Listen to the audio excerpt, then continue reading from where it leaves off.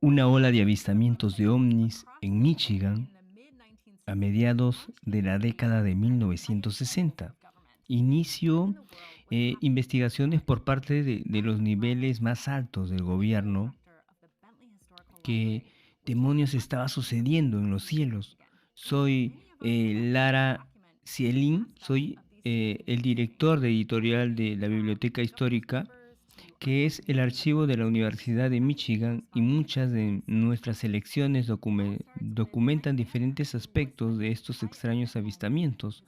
Todo desde los documentos del gobernador hasta los periódicos de archivo, la correspondencia de la facultad y muchos más. Todo comienza con Frank Manor, quien estaba pasando una noche tranquila en casa con su esposa y su hijo Ronald en su granja del noroeste del Dexter el 20 de marzo de 1966.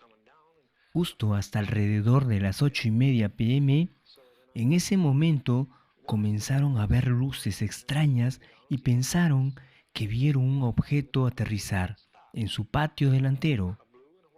Miré hacia el norte de mí y allí parecía una estrella caída, o más grande, era roja, como si bajara en unos 40 sobre un 45, y luego le vi e iba a ver si aterrizaba, luego tal vez bajar y ver que era luego. Cuando llegó a la copa de los árboles se detuvo y se encendieron una luz azul y una blanca. Los Nanor llamaron a las fuerzas del orden público para explicarles lo que había presenciado, y en el lugar de que se reyeran de ello, el informe se tomó muy en serio, en gran parte porque los oficiales de patrulla también habían visto exactamente lo mismo. Mis hombres vieron la mayoría de los ovnis. Los informes me llegaron naturalmente en la mañana cuando leí los informes sobre un ovni citado por este y aquel y alguien diferente. Y de hecho recuerdo que uno de mis oficiales entró y tomó algunas fotos del ovni. El cabo de alguacil David Severance incluso hizo un dibujo del objeto basado en relatos de testigos presenciales. Los avistamientos incluso habían estado ocurriendo durante toda esa semana. En realidad, cuando llegué a casa, más tarde esa noche escuché un informe de un estudiante universitario a 50 millas de distancia que vio ovnis por su ventana, y fue confirmado por los oficiales de la policía local.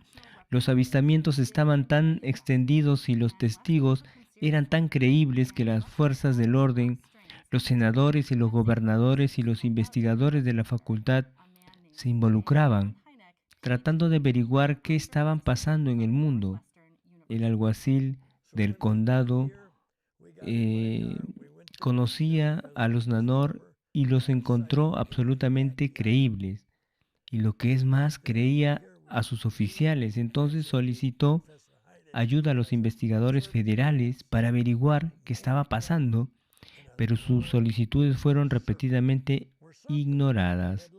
Entonces finalmente Harvey decidió comunicarse con su representante en el Congreso, Vivian J. Wexton.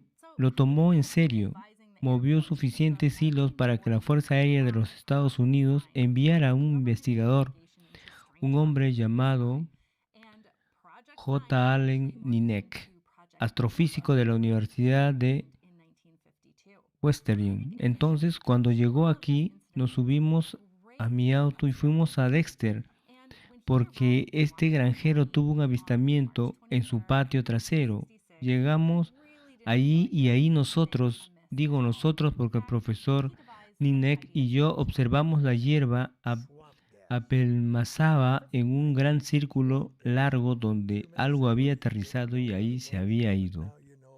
Y esto es lo que informó ese granjero, que ese objeto llegó allí, aterrizó durante unos minutos y así sucesivamente. Luego despegó. Entonces Ninej había estado asesorando a la Fuerza Aérea desde la década de 1940 en el proyecto SIN, que era una investigación del gobierno sobre objetos extraños en el cielo y el proyecto Zinc finalmente se transformó en el proyecto Libro Azul, cuyo nombre se cambió oficialmente en 1952. NEC inicialmente se acercó a todos estos incidentes con mucho escepticismo y cuando llegó al condado de Western el 23 de marzo de 1966 realmente no sentía que algo anduviera mal. De hecho, ideó una explicación ordenada para todo el asunto gas de pantano.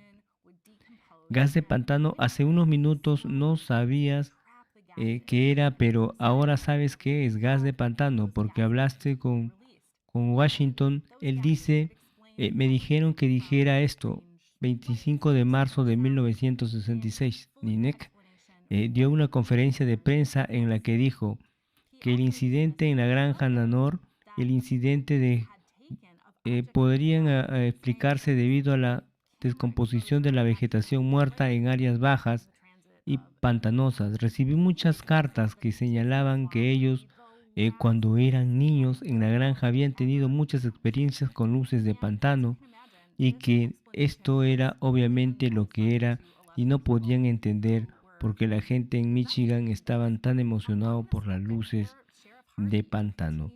Y la ilusión de movimiento muchas veces viene dada por el hecho de que aquí aparecen un poco de luces de pantano, se apagan, aparecen otros, por aquí luego se apagan, pero la ilusión vista desde la distancia es que los objetos han retrocedido y adelante y a veces como gas se juntaran en una bola y realmente se alejaran, flotando. Básicamente la vegetación se descompondría y en el invierno la nieve y el hielo atraparían los gases y luego en la primavera, cuando todo se descongela, estos gases se liberarían.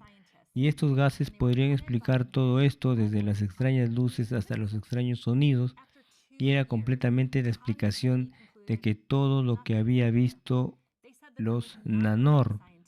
También descartó las fotos que la policía había tomado de objetos en los cielos, diciendo que se trataba simplemente de una exposición de cámara que capturaba la luz de la luna y el tránsito de Venus. Básicamente dijo que un pantano lugumbre sería el último lugar donde aterrizaría un ovni y cómo puede imaginar esta explicación fue realmente insatisfactoria para muchas de las personas que estaban involucradas en esto.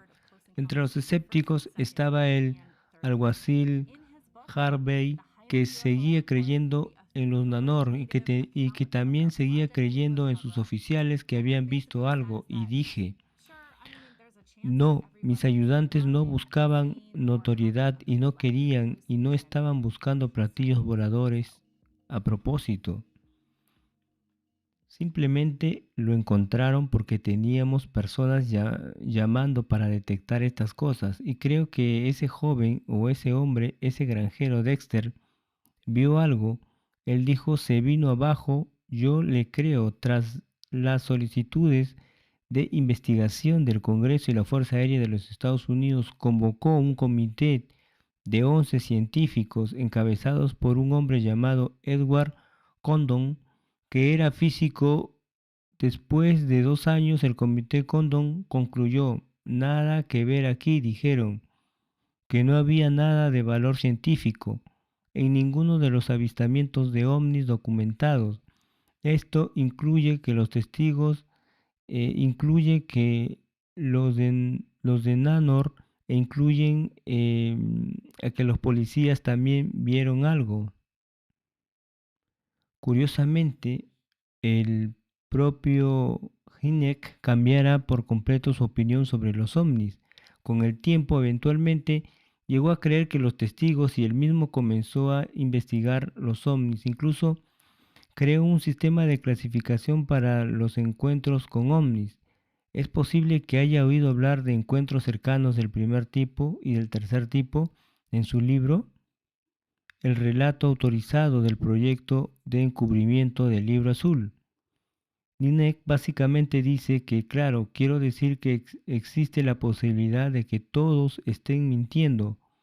locos o teniendo una alucinación colectiva, pero ciertamente no lo cree así. La chispa del avistamiento ovni de 1966.